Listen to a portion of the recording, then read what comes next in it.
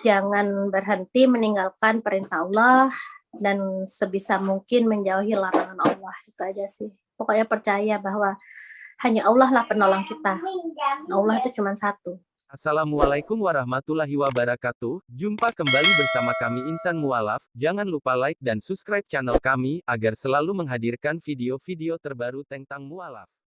Assalamualaikum warahmatullahi wabarakatuh. Nama saya Ida Ayu Dewi Arlita Tanjung Sari, biasa dipanggil Dewi. Saya berasal dari Denpasar, Bali. Saat ini saya adalah seorang ibu rumah tangga dengan anak 2. Nah, di sini saya akan menceritakan pengalaman saya kenapa saya memeluk agama Islam.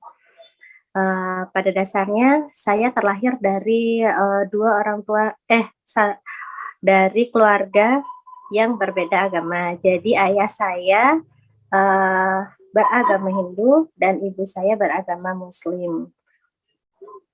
Kenapa saya dulunya Hindu? Ya karena saya mengikuti agama ayah saya. Nah, kemudian mungkin saya mendapatkan hidayah ketika di tahun 2013 saya mengenal suami saya. Saya mengenal suami saya di tahun 2012.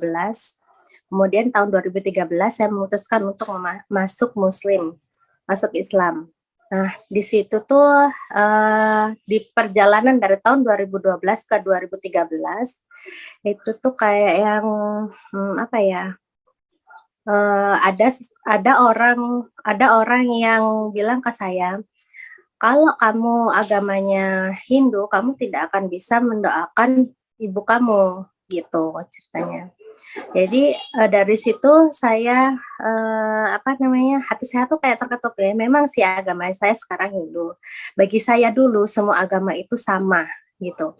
Mau saya Hindu atau Islam, kalau saya berdoa, kalau di ajaran saya dulu itu kita bisa mendoakan gitu loh. Nah, tapi ada satu orang ini saudara saya yang bilang ke saya, kamu kalau beda keyakinan tidak akan bisa mendoakan ibu kamu seperti itu.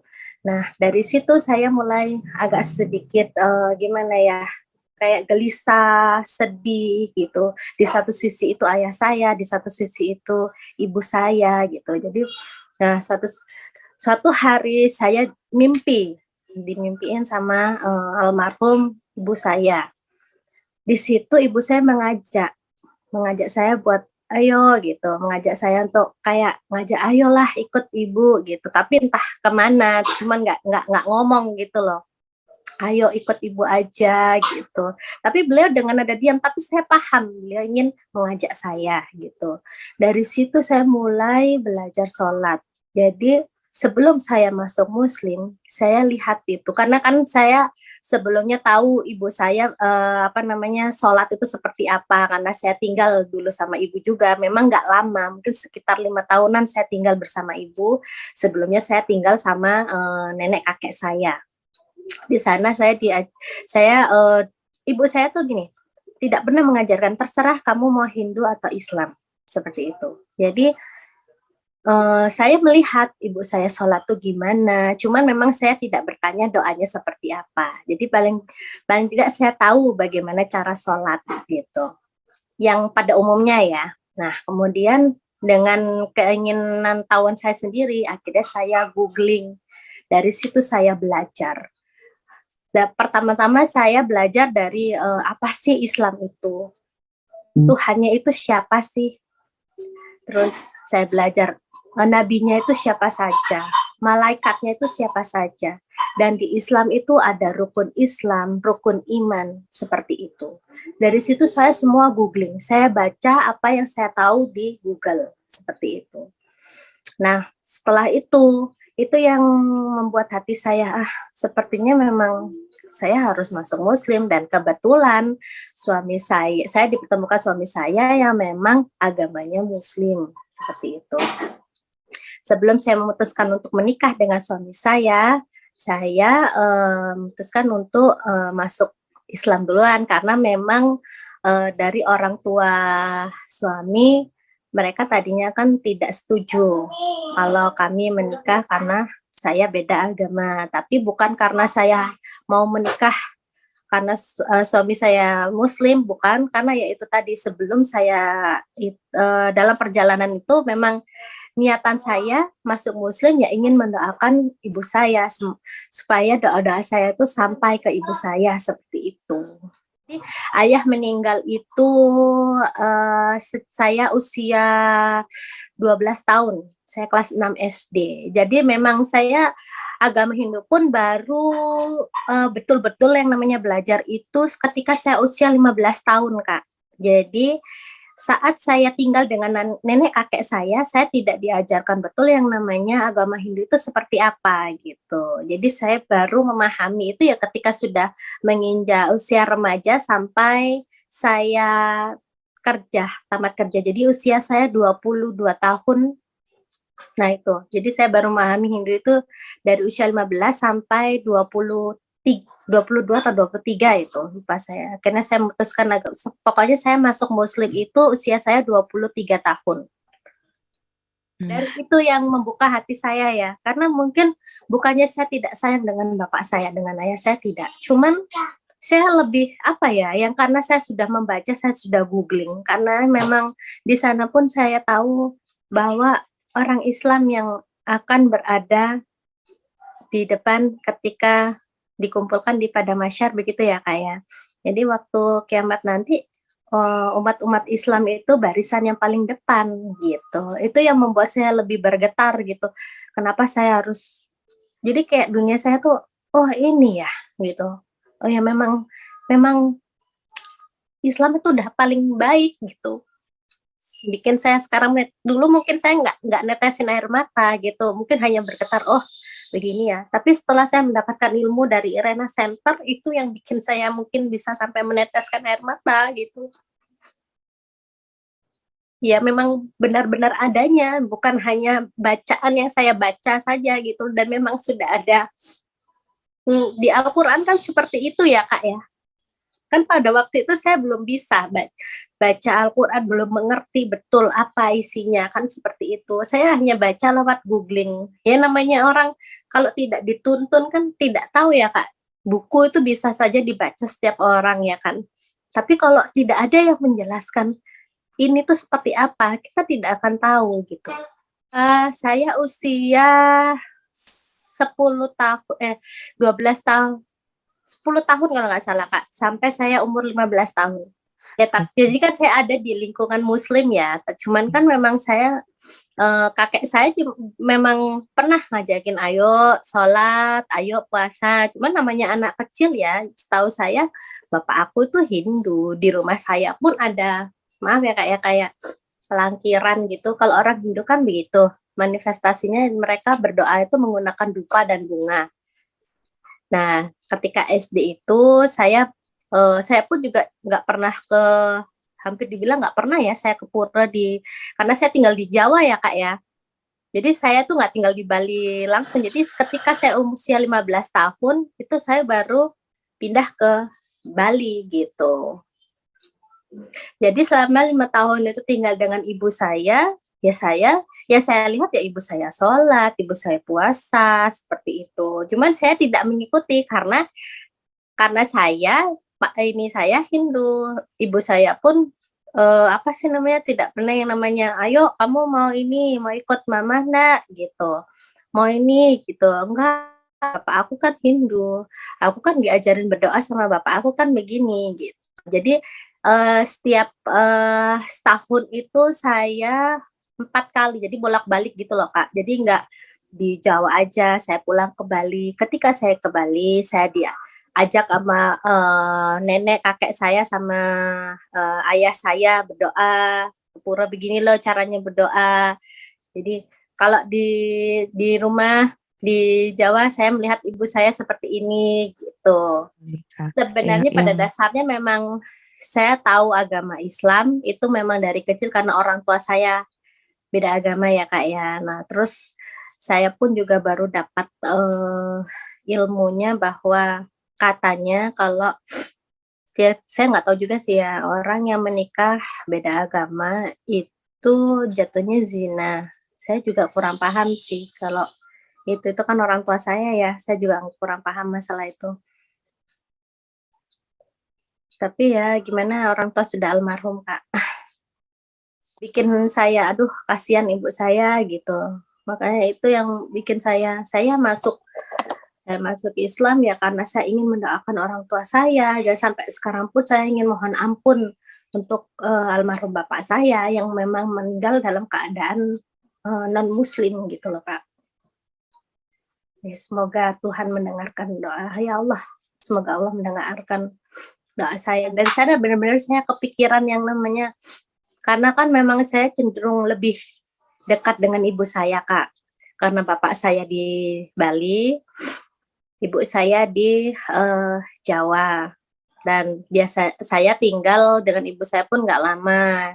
Saya dititipin ke nenek saya itu ketika saya usia 5 tahun sampai 10 tahun itu baru saya diambil lagi gitu. Jadi saya bolak-balik, Kak. Jadi nggak bisa ngerasain yang namanya pure tinggal bareng ibu saya banget, cuman kan namanya anak ya, pasti kan ada keterikatan gitu loh, Kak.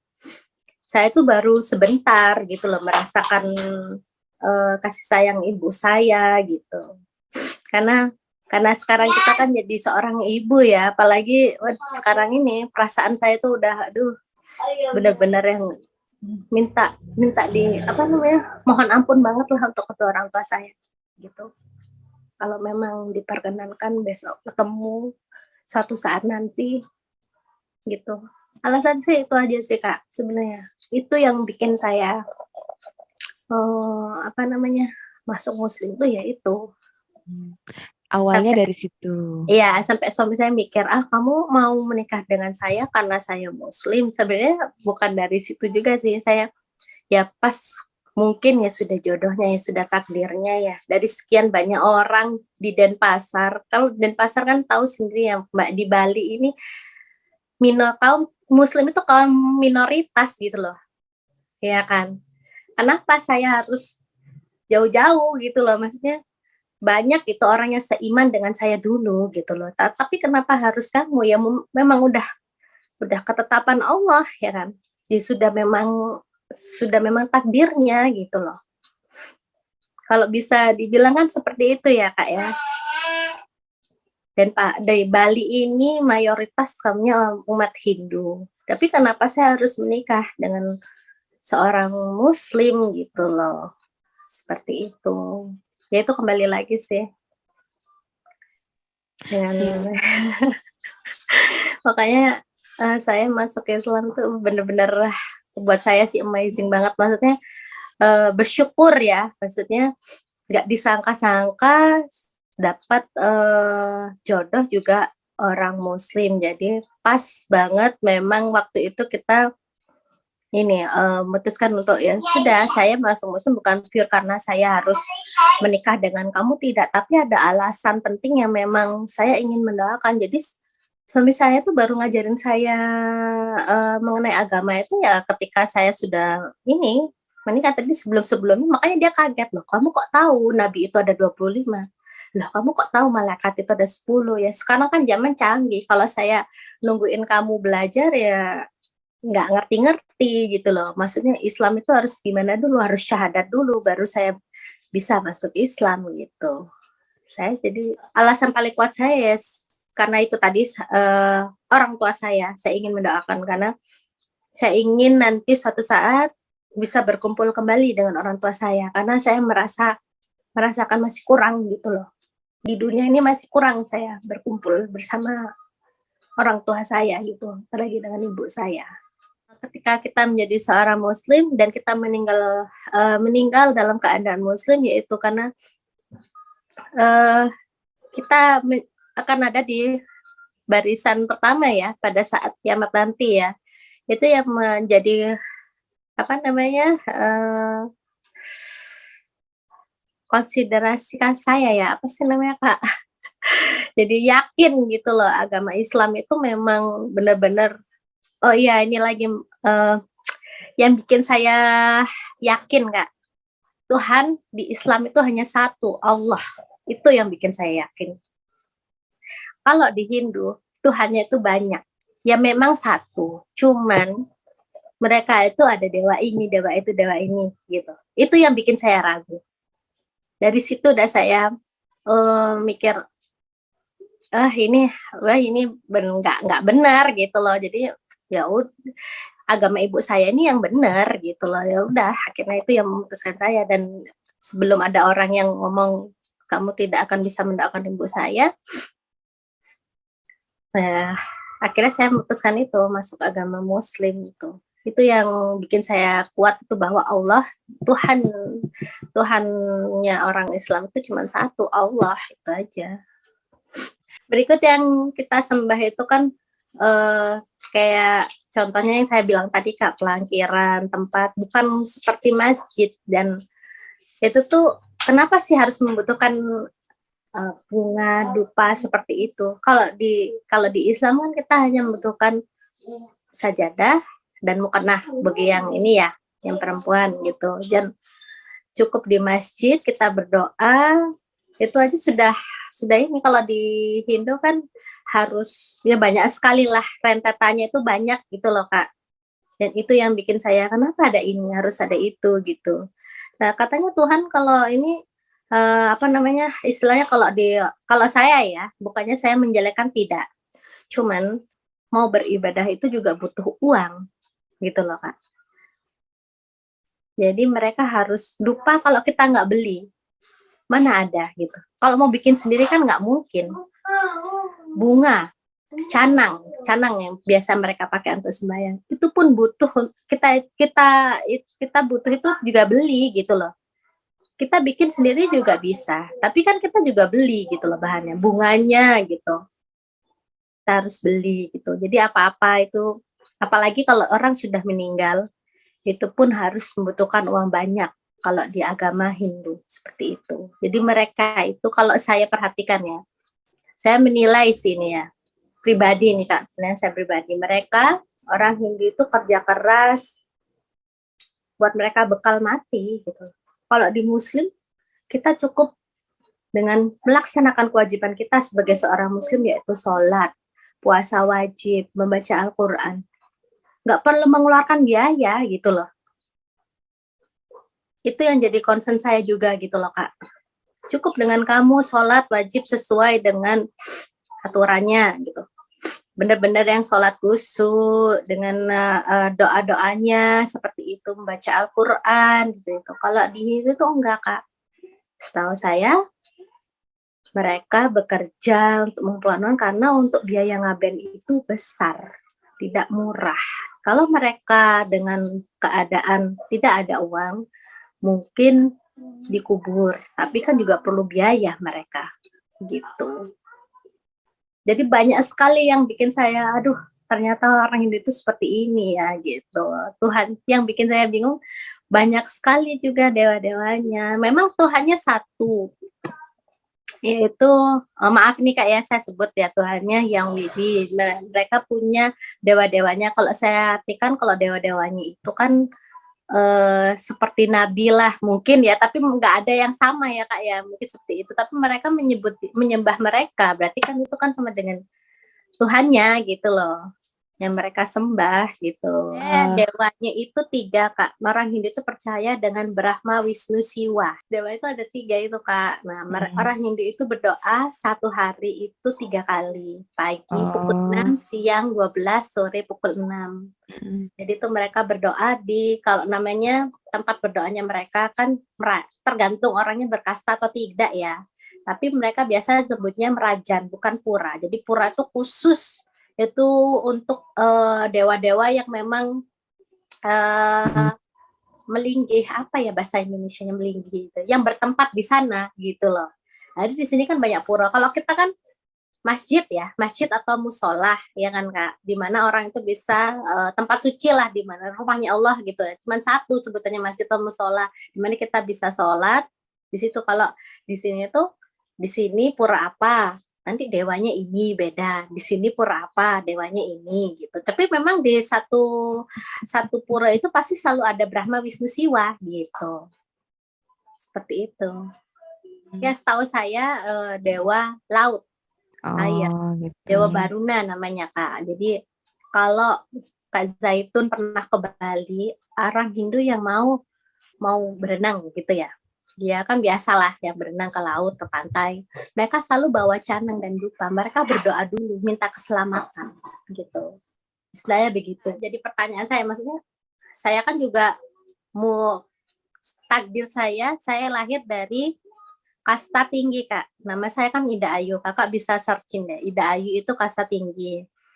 Jadi kita Ida Ayu ini istilahnya itu penasehatnya raja. Ida Bagus.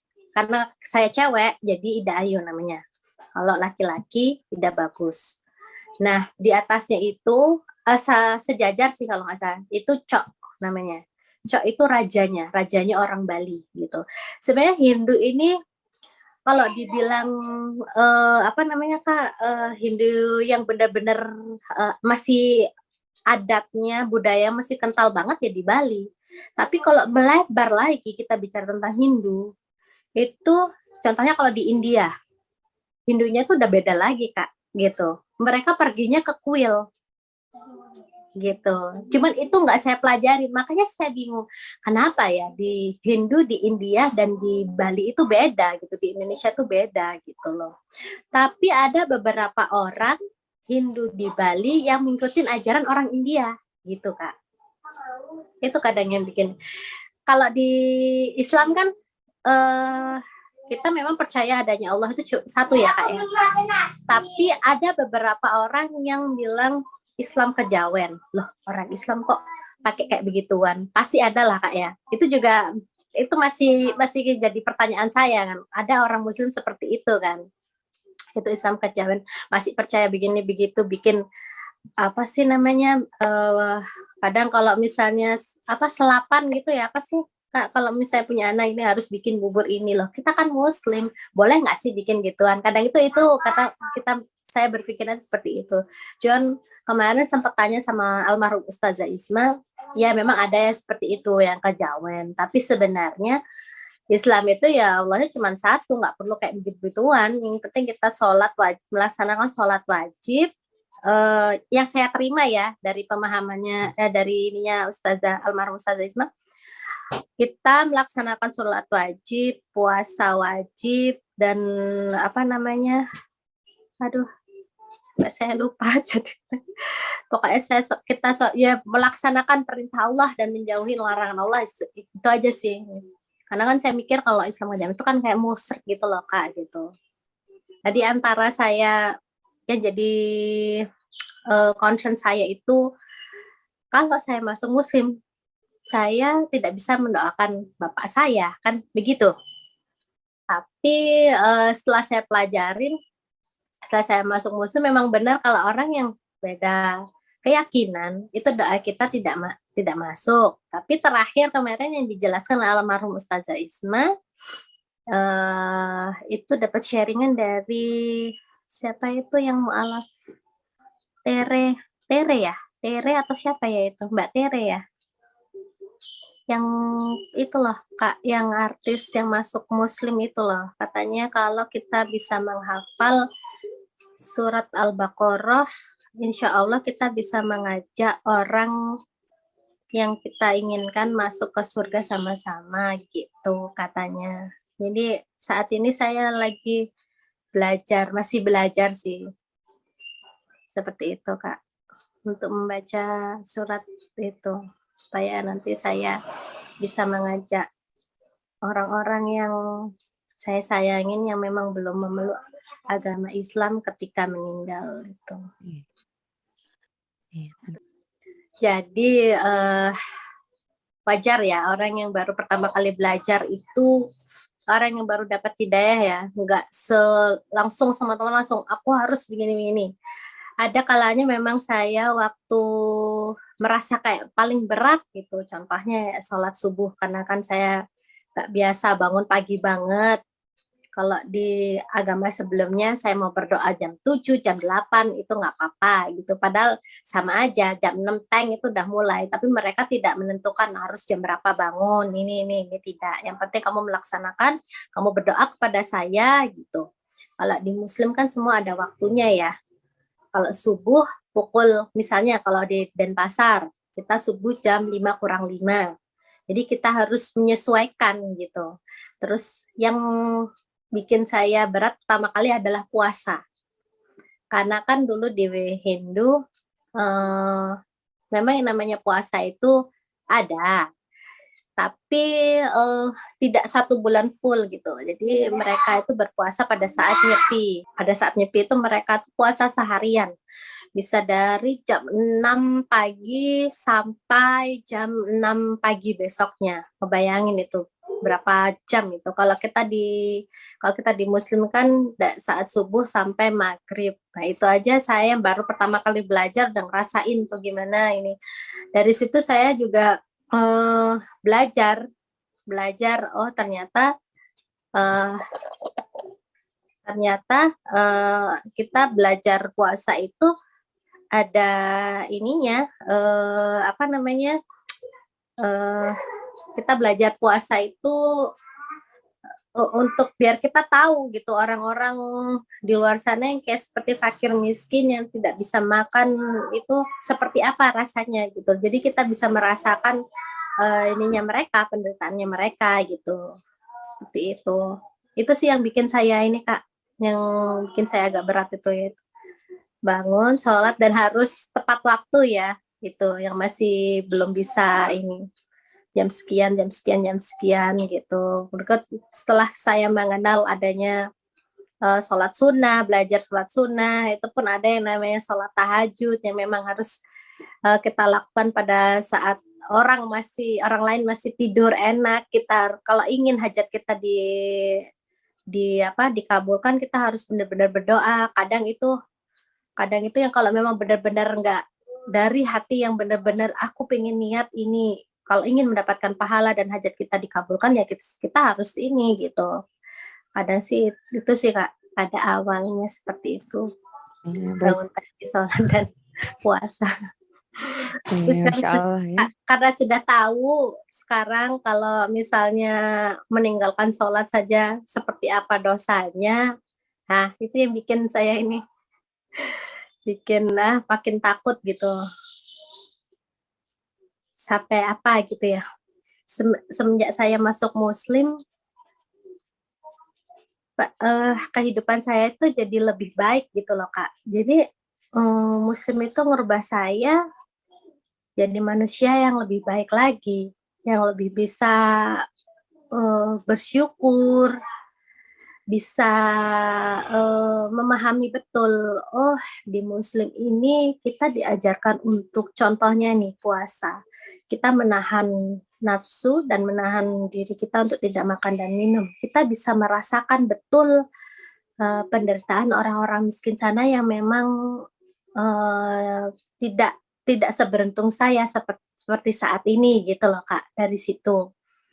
Dan, semenjak saya masuk Islam, cara pikir saya itu yang tadinya, mmm, waktu saya dulu Hindu, wah nggak ada apa ya, kita tuh hidup cari uang, buat kita senang, buat kita nanti bekal nanti untuk kita mati, kan seperti itu. Kalau sekarang, saya masuk muslim itu ada, apa ya, kita tuh benar-benar bekerja, cari uang, kita bisa berbagi dengan yang lain gitu. Jadi nggak harus apa ya, kita nggak kerja keras itu nggak bisa, nggak buat untuk kita bekal itu mati, enggak gitu. Jadi kita tuh memang, apa ya, bisa berbagi juga gitu loh Kak, ke sama muslim lainnya, nggak harus sama muslim sih, ke yang membutuhkan gitu loh. Itu sih, dan menjadi pribadi yang ya saat sekarang ini. Jadi kita memang di Islam kan kita itu nggak cuman hidup di dunia itu kan cuman sementara ya, yang abadi itu kan yang di surga gitu ya, di akhirat gitu. Jadi kita benar-benar yang namanya balance ya Kak ya, namanya kita di dunia diajarkan seperti ini, kita hidup harus harus baik dengan orang supaya nanti kan, untuk kitanya sendiri juga dapat ini pahalanya gitu kan Kak ya, seperti itu, bekal kita juga gitu loh. Kalau dari teman-teman sih mereka nggak ada sih Kak, karena kan saya kerja di hospitality ya, jadi saya kerja dengan semua ini ya teman saya tuh nggak cuma orang Hindu aja gitu loh, banyak gitu. Ada yang Islam, ada yang Kristen gitu. Cuman pada saat itu ya agamanya Muslim cuma satu orang aja sih, cuman nggak begitu dekat. Nah, itu sih mereka. Kalau dari keluarga besar bapak saya sih welcome. Kalau dari keluarga besar ibu saya ya sangat ini banget gitu. Wah, akhirnya kamu masuk Muslim gitu. Jadinya mereka bahagia gitu loh, senang. Jadi kan saya bisa mendoakan kakek nenek saya, saudara-saudara saya Muslim yang lainnya, seperti itu kan. Ketika saya masuk Muslim, atau dalam ini ya, selama saya masuk Islam ya, yang menenangkan saya sudah tidak ini lagi yang bikin saya tenang. Saya masuk Islam itu saya nggak perlu khawatir lagi ketika saya meninggal nanti dalam keadaan Islam, kalau kita akan ada berada di barisan yang pertama.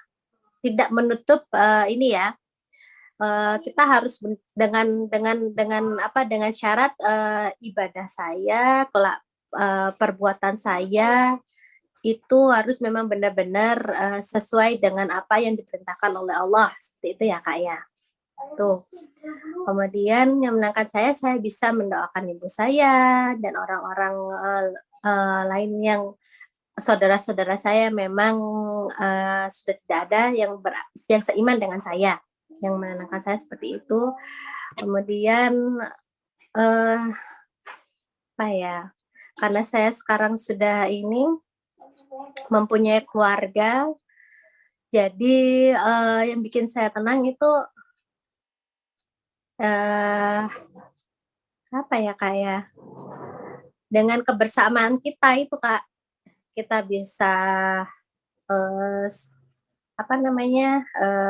sholat bareng gitu. Jadi benar-benar belajar agama itu sama-sama gitu.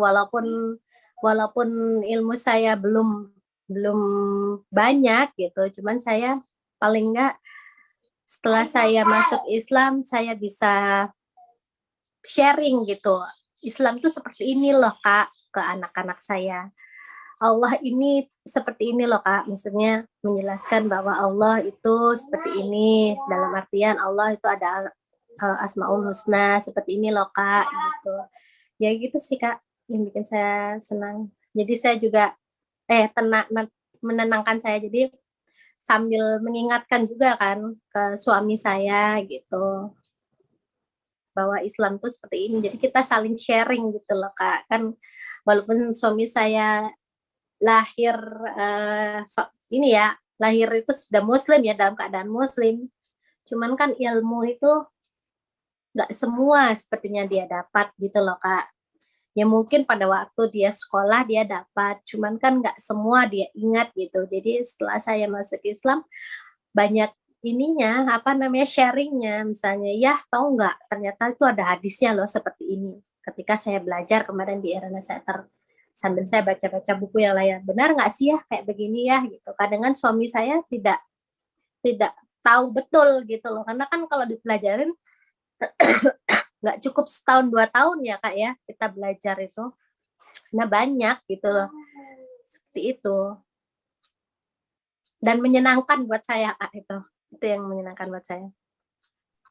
Saya sih yang pertama adalah tetap percaya bahwa Allah itu satu. Nah, kita bertauhid kepada Allah, pertolongan itu semua datangnya dari Allah. Kita tuh bukan apa-apa gitu. Kita ini benar-benar bukan apa-apanya kalau bukan dari Allah gitu.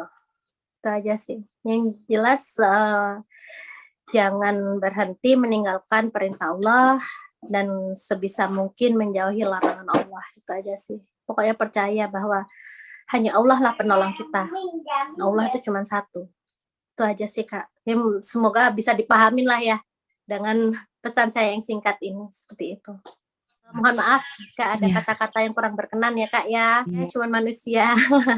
Sempurna hanya milik Allah ya. Jadi pemicu ya. Jadi saya bersyukur banget nih bisa bergabung jadi bagian dari Irena Center. Dari situ saya belajar, pengen ya ngeliat di YouTube juga kan banyak tuh yang sharing, Ismik juga sharing tiap hari. Terus makin kesini tuh iman saya tuh makin di-charge gitu Kak. Dengan sendirinya saya lihat, waduh kok enak ya orang itu melantunkan surat-surat gitu. Jadi saya belajar. Memang dari dulu memang udah bisa.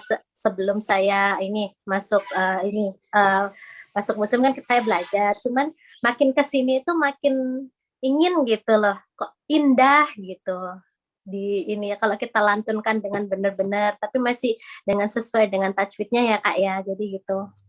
Bismillahirrahmanirrahim. Subhanakallahumma wa bihamdika asyhadu alla ilaha illa anta astaghfiruka wa atubu ilaik. Alhamdulillahirabbil alamin.